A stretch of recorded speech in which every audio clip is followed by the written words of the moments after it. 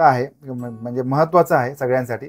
तर धीर करून तुम्ही सांगा ही गोष्ट, म्हणजे काय झालं होतं गांधीवधानंतर?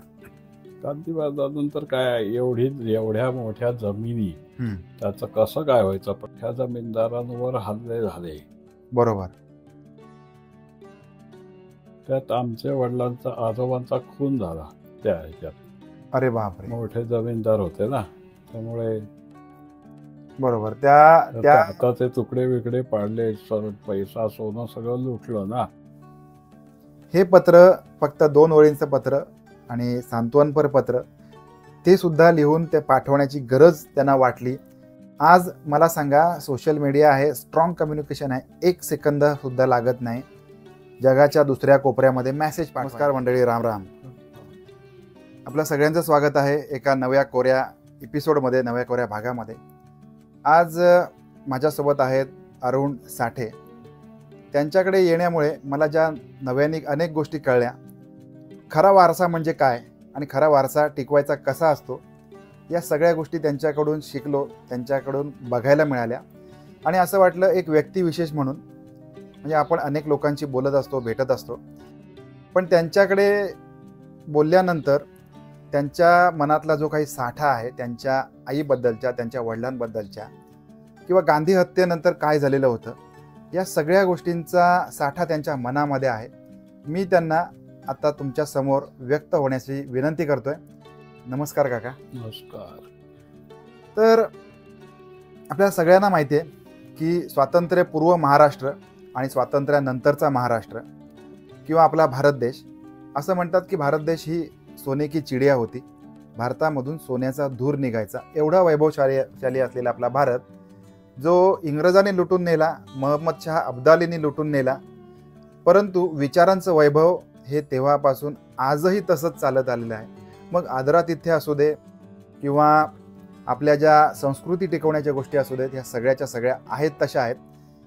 तर काकांनी ज्या गोष्टी म्हणजे त्यांनी ज्या साठवणूक करून ठेवलेल्या आहेत, अर्थात परंपरेचा वारसा म्हणून ठेवलेल्या आहेत, त्याच्यातली एक गोष्ट म्हणजे हे काही त्यांनी जतन करून ठेवलेले फोटो मी स्क्रीनवर पण देणार आहे.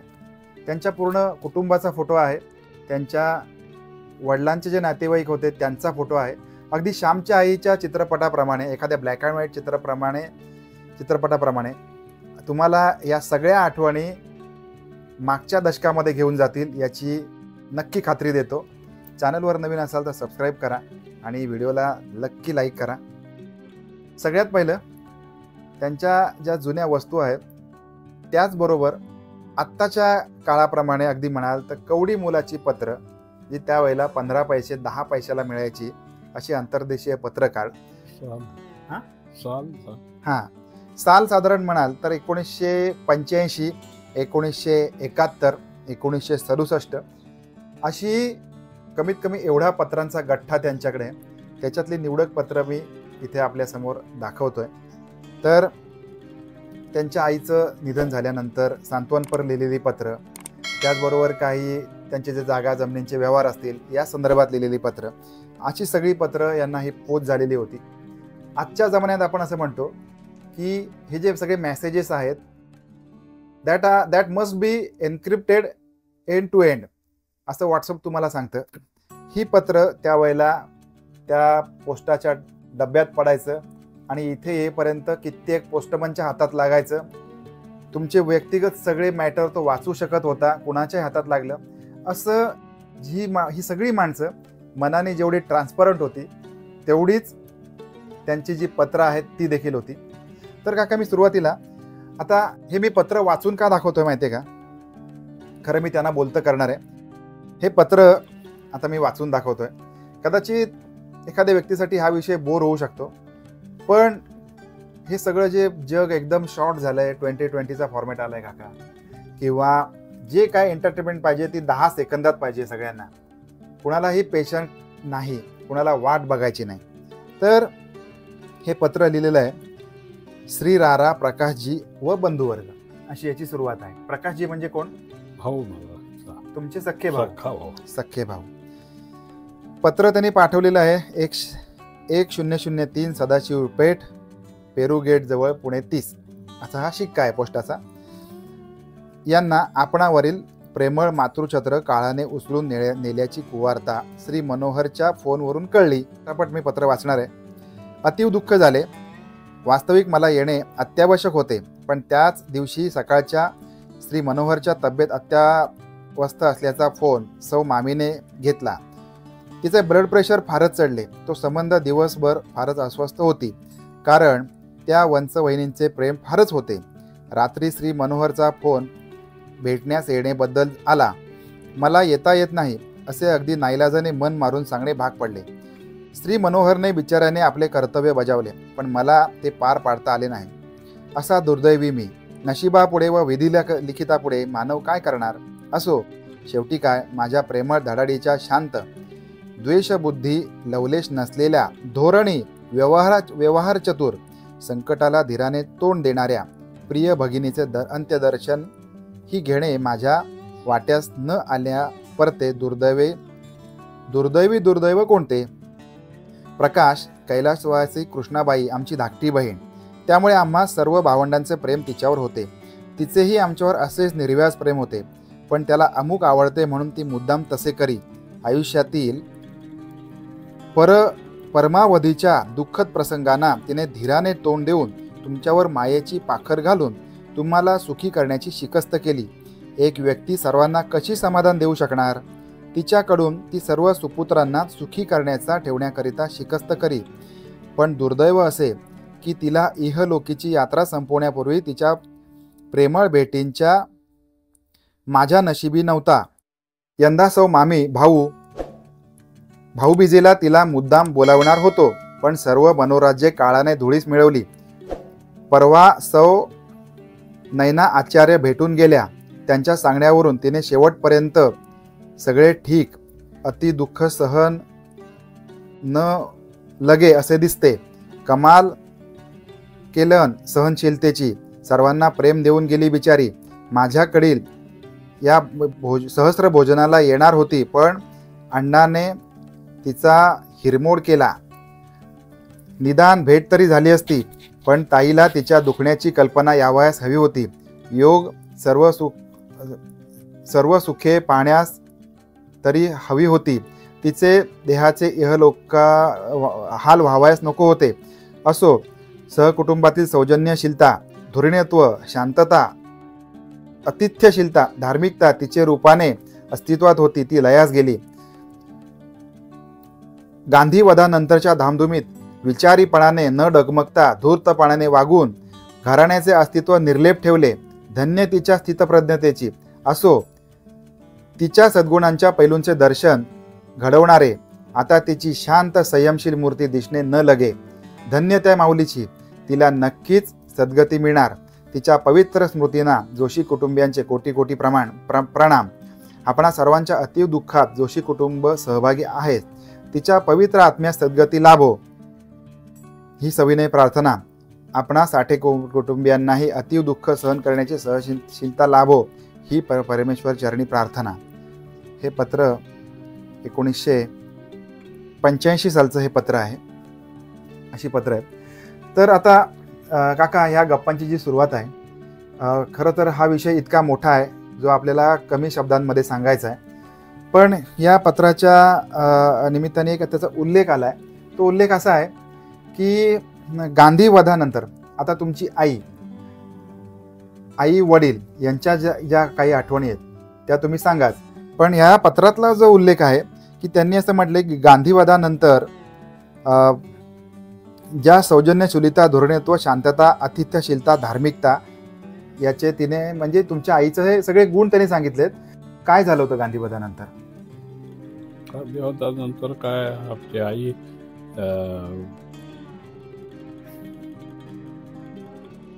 आमचं काय सांगू, बरोबर, थोडंसं भावनिक आहे. म्हणजे एवढ्या वर्ष जी आईने तुम्हाला वाढवलं तिच्याविषयी आदरभाव असणारच, पण ही कळणं ही तेवढीच गोष्ट आहे, म्हणजे महत्त्वाचं आहे सगळ्यांसाठी.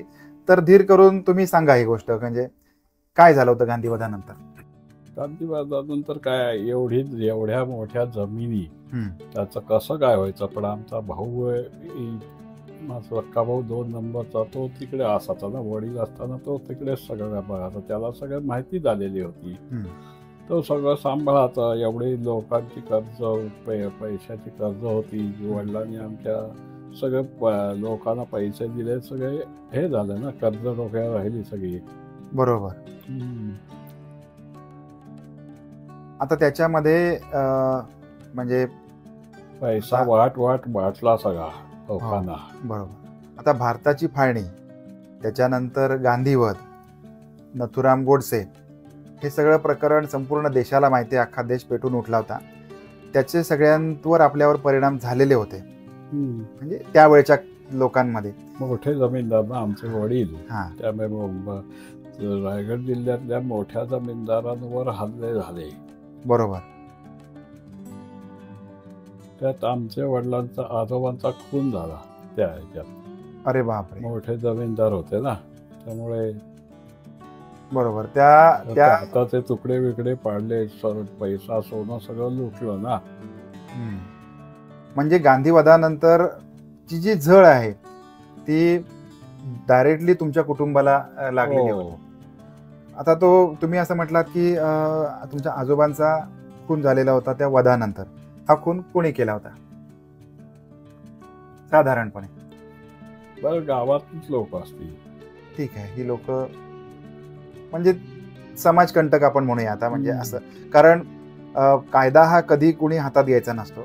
आपल्याला झालं, त्यांना अटक पण झाली, सगळं काही झालं. आमच्या आईचा हे झालं, ठाणे कोर्टात हे पण जबाब पण झाला. त्या वयात तिला एवढा जबाब द्यायला लागला, धीर होत नव्हता द्यायचा. आणि त्याच्यानंतर म्हणजे हा जो दुर्दैवी खून झालेला होता तुमच्या आजोबांचा, मग त्याच्यानंतर त्याची जी जबाबदारी होती, आता संपूर्ण तुम्ही असं म्हणताय की ह्या संपूर्ण त्याच्या जागा जमीन असतील किंवा ही जी सगळी खोती होती, नंतर मग कुळ कायदा आला, या सगळ्या गोष्टी झाल्या. पण याच्यामध्ये तुमचं जे त्यांचं उत्तरदायित्व, आजोबांचं उत्तरदायित्व कोणी केलं? हे सगळं आमचा मोठा भाऊ तिथे असाच ना, ते सगळं त्यांनीच पुढे. वडील पण नंतर हे झाले, तेव्हा वडील बघायचे, पण वडिलांना सगळं काय म्हणायचं त्याला, वडिलांना पण मुलाला सगळं त्यांनी सांगितली सगळं ना. वडील तर करायचेच. बरोबर. ते सगळं नंतर वडील गेल्यानंतर सगळं भावाने सगळं केलं. आणि अजून आईच्या काय आठवणी आहेत तुमच्या मनामध्ये आईबद्दलच्या? कारण हे जे पत्र वाचलं मी, या पत्रामध्ये तुमच्या आईचा एवढा चांगला उल्लेख आहे की जी विशेषणं त्यांनी वापरलेत, अगदी धैर्यशीलता असेल. आता हे पत्र म्हणजे तुमच्या मामाने लिहिलेलं आहे तुमच्या मोठ्या भावासाठी. म्हणजे भाऊ, आता मोठा भाऊ हा वडिलांप्रमाणे असतो असं आपण म्हणतो, तर भावासाठी म्हणून हे पत्र लिहिलेलं आहे, म्हणजे वडिलांच्या जागी असल्यामुळे. तर त्याच्यामध्ये आईचा उल्लेख केला आहे की आईची जी विशेषणं होती, आई एका म्हणजे भावासाठी ती बहीण कशी होती आणि बहिणीसाठी भाऊ कसा होता, हा संपूर्ण उल्लेख ह्या पत्रामध्ये त्यांनी केलेला आहे. आणि याचं सगळ्यात विशेष आहे की या एका छोट्याशा पत्रामध्ये, एका छोट्याशा सुबक अक्षरामध्ये किती सारा मायना याने एका पत्रामध्ये कव्हर केला आहे, याचं खरंच विशेष करून कौतुक करावं लागेल. पूर्वीच्या काळी खूप सारी भावंडं असायची, मोठा परिवार असायचा, त्याच्यामुळे प्रत्येकजण. तुम्हाला किती भावंडं होती काका? आम्हाला 6 भाऊ. तुम्ही एकंदर 6 भाऊ? 6 भाऊ. आम्हाला एक बहीण पण होती, ती 3 नंबरला होती, ती एक्सपायर झाली. मग आता तुमचे बाकीची जी भावंड आहेत, ही भावंड कुठे आहेत आता? ते 2 जर्मनीला, 1 आणि 3 नंबर जर्मनीला, 4 आणि 5 मुंबई, 1 आणि 3 जर्मनी, 2 नंबर आणि मी 6 नंबर अरुण. बरोबर. आम्ही इथे राहायला असतो. मी एकत्रच राहायचो, पण त्यानंतर भावानी वेगळं हे बघितलं. बरोबर आहे, काळानुसार सगळं बदलतं. आणि मी अजून त्या जुन्या घरातच आहे. हो. आता जर्मनीला जी भावंड तुमची आहेत, त्यांच्याकडे तुमच्या आईचं येणं जाणं झालं होतं? हो, एकदा नाही 2दा. बरं. खेडे गावातली अडाणी बाई, हम्म. तिला ना काही कळत त्यातलं सगळं लिहून दिलं. आमच्या मोठ्या भावानी मुंबईला भाव असतो त्यांनी सगळं लिहून दिलेलं होतं. हम्म. डायऱ्या सगळ्या एअर होस्टेसना गाठायचं सगळं, हम्म. हे सगळं लिहून दिलेलं होतं. हम्म. आणि जी एक अशिक्षितच म्हणावं लागेल, जेमतेम अशिक्षित. मराठी लिहिता वाचता येणारी जी स्त्री आहे, ती स्त्री आज भारतासारख्या देशातून जर्मनीपर्यंत जाते, नऊवारी साडीवरती असते, ज्याला आपण काष्टी म्हणतो. अशी स्त्री तिकडे जाते, कुणाची मदत न घेता जाते, जे तुम्हाला लिहून दिलंय तेवढ्या आधारावरती जाते. आणि मला असं वाटतं की त्यावेळेला कनेक्टेड फ्लाईट असणार, डायरेक्ट फ्लाईट पण नसणार. डायरेक्ट कैरोला बदलायला लागायचं फ्लाईट. बरोबर. म्हणजे तिथून तुम्हाला फ्लाईट बदलून परत त्या ठिकाणी जाणार आहे. 2 ते 3 फ्लाईट तुम्हाला बदलाव्या लागतात. आता हा गुण आपल्याला घेण्यासारखा नाही का? आजकालच्या काळामध्ये छोट्या छोट्या गोष्टींसाठी आपण घाबरतो. या जुन्या लोकांकडून आपल्याला शिकण्यासारखं हेच होतं. ज्या त्यांच्या भावानी, त्यांच्या बहिणीचा म्हणजे यांच्या मामानी त्याच्या बहिणीचा उल्लेख त्या पत्रामध्ये केला, तो अतिशय सार्थ कसा आहे ते इथून तुम्हाला दिसेल. धीरोदत्तपणा म्हणजे काय की इथून तुम्हाला तिकडे जायचंय, हो, जर्मनीसारख्या ठिकाणी जायचंय, एकट्याने जायचंय. मराठीमधून लिहून दिलेलं असेल किंवा इंग्लिशमध्ये, ते तुम्हाला घेऊन जायचं, ते बोलून दाखवायचं किंवा त्यांना दाखवायचं आणि असा प्रवास करायचा. हा प्रवास त्यांनी अतिशय धीरोदात्तपणे केला होता. ही गोष्ट अतिशय महत्त्वाची आहे, आपल्या सगळ्यांना लक्षात घेण्यासारखी आहे, आजकालच्या मुलींना लक्षात घेण्यासारखी आहे. छोट्या छोट्या कारणासाठी आपण घाबरत बसतो आणि बऱ्याच गोष्टी आपण आपल्या हातातून निसटून जातात. थोडंसं खंबीर होण्याची गरज आहे, ते जर झालं. आणि ह्या सगळ्या गोष्टी आपल्या जुन्या पिढीमध्ये होत्या. आता मला असं म्हणाल की आता व्हिडिओ हा कुणाचाही होऊ शकतो, पण त्या व्हिडिओमध्ये काहीतरी व्हॅल्यू ॲडिशन पाहिजे. ती व्हॅल्यू ॲडिशन ही मला वाटली, त्यांच्याशी बोलताना वाटली. त्याच्यामुळेच मग आम्ही हा व्हिडिओ करण्याचा घाट घातलेला आहे. खरं तर तिकडे आमच्या आईला थंडीचा त्रास व्हायचा, पण तिकडे थंड हवा, -डिग्री टेम्परेचर, त्यामुळे तिकडे नऊवारी न नेसता तिकडे जीन्स पॅन्ट हे सगळं घरात घाला जातं. थंडी भरपूर, बरोबर, स्वेटर भरपूर, त्यामुळे तिकडे त्याच्याशिवाय पर्यायच नव्हता. त्यामुळे ते जीन्स, स्वेटर हे ते सगळं कडेकोट बंदोबस्त असायचा सगळं.